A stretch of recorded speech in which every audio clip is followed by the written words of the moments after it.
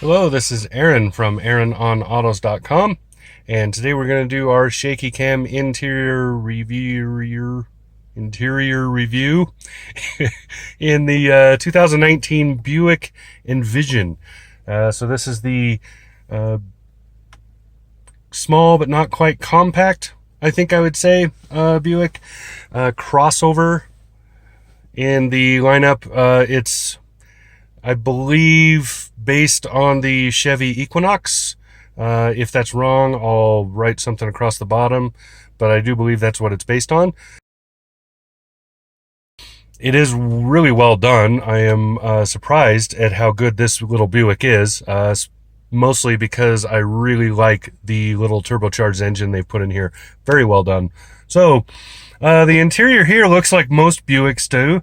It's upscale and premium, but not luxury. I really like the wood grain. I really like the other things they've done in here. The layout is excuse me, is also very good. So you can see the usual mirrors and windows over there. Up here, those are your seat memories. There is your door locks. Down here, this is always good to know. Pretty much every GM product that has it installed has their head-up display switches right there, and they all pretty much do the same thing. So you use that button to go up and down. So if you're taller, you need it down. If you're shorter, you need it to go up. Right there's the info that it's showing. You have several options with that button. I'll page through them really quick. I have yet to find a camera that will show a head-up display with any consistency. So you can have it just show the miles per hour, digital readout for miles per hour, and your cruise control settings and some of your safety systems, depending on whether or not you're toggling them.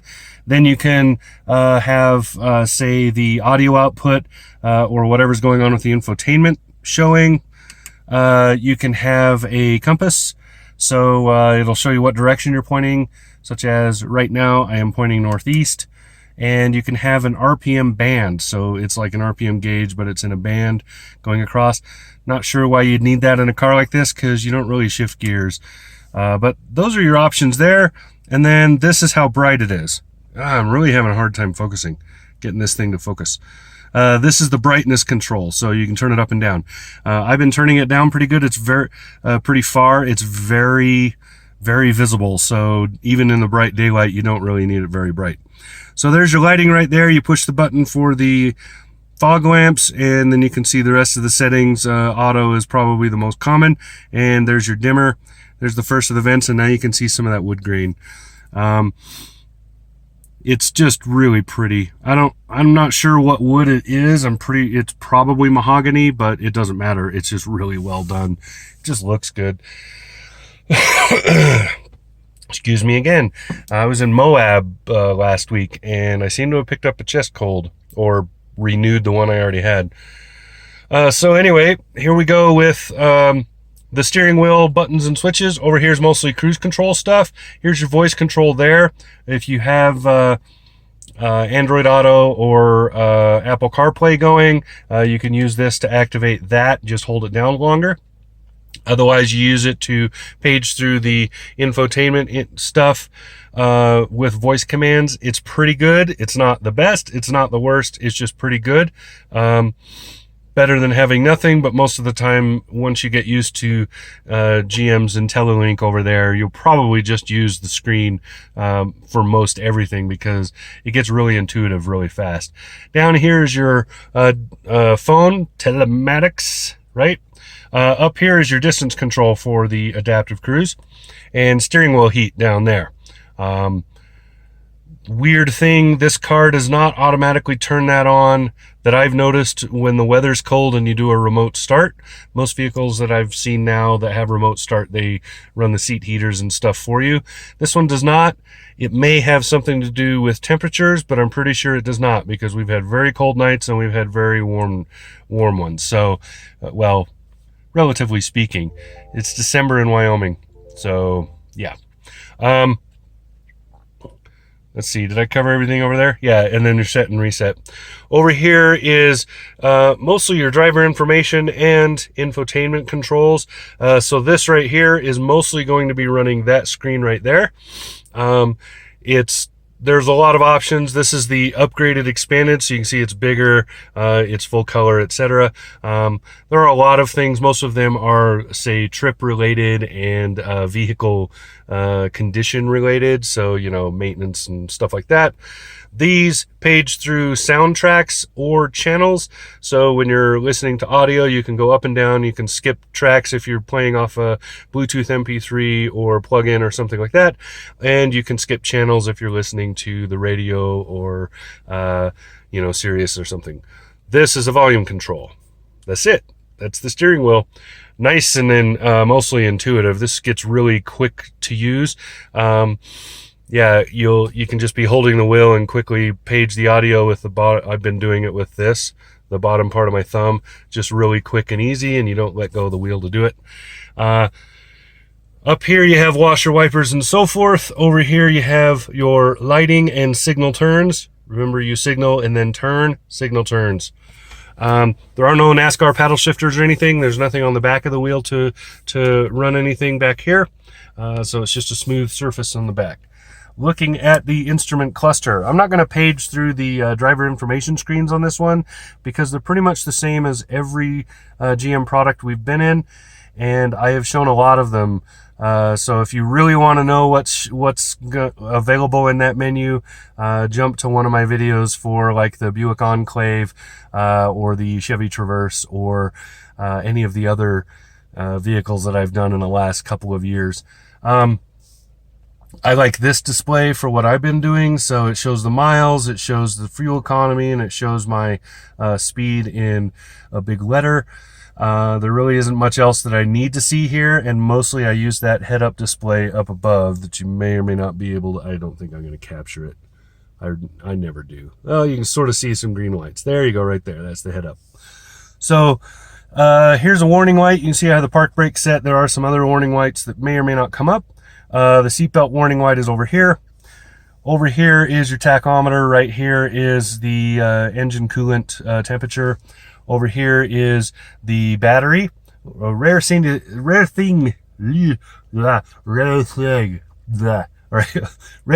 see in a vehicle nowadays. They often do not put those in there. Over here, what did I just point to? That was oil temperature over there. Duh. I don't know why it's big and prominent either. It doesn't make any sense. It's not like this is a sports car or something. That should really be the engine heat. If they're going to have an oil temperature, it should be the small one up here. So there's the water coolant or the water temperature, coolant temperature, however you want to say it. Down here is the fuel. So you can see I have just about half a tank. So that's pretty much it. There are other options, like I said, for the center screen, but otherwise there isn't much else to look at. Push button start. I believe it's standard in this. I'll have to look, but I believe every Buick that's standard now. This is the infotainment. This is the upgrade infotainment, so it is not the base model infotainment. Very well done. You can see there's some Dukes lights over there. You can see there's an analog clock over there because luxury car, right? It's a requirement. Not so much anymore, but it used to be that was the sure mark that you were in at least a quasi-luxury car. It would have an analog clock on the dash. That was a thing. Before I look at the infotainment itself, let me look over the rest of these buttons with you real quick. Over here is some of your safety and safety system controls. This is the auto stop start. So you can toggle it to shut it off. So when you stop at lights and stuff, it does not shut off the engine. This one's really seamless. You don't feel it much. So there's really no reason to turn that off. It does a good job of staying on when it needs to keep the cabin at a certain temperature or something, like it's struggling with a defrost or something. It won't just shut off arbitrarily. Up there are your parking sensors. Down there is your lane keeping assist. Right there is your automatic parking. So when you push that, oh yeah, I have to be in drive. Let me shift it in drive. There's my cameras, automatic parking sensor. You can change what you're looking for up there. So you can see you can go to the left or right, and you can do parallel or perpendicular. It's really good at it. This is one of the better ones I've been in. Chevy has done a lot of work to really improve that system. The earlier ones were a little bit clunkier, but they were still good. This one is really good. It gets into very, very tight spots. Nicely done. Thank you, GM. A lot of companies who are doing this now, which is pretty much everybody, I think, at this point, but most of the companies that are doing this now, their systems have gotten very good at it.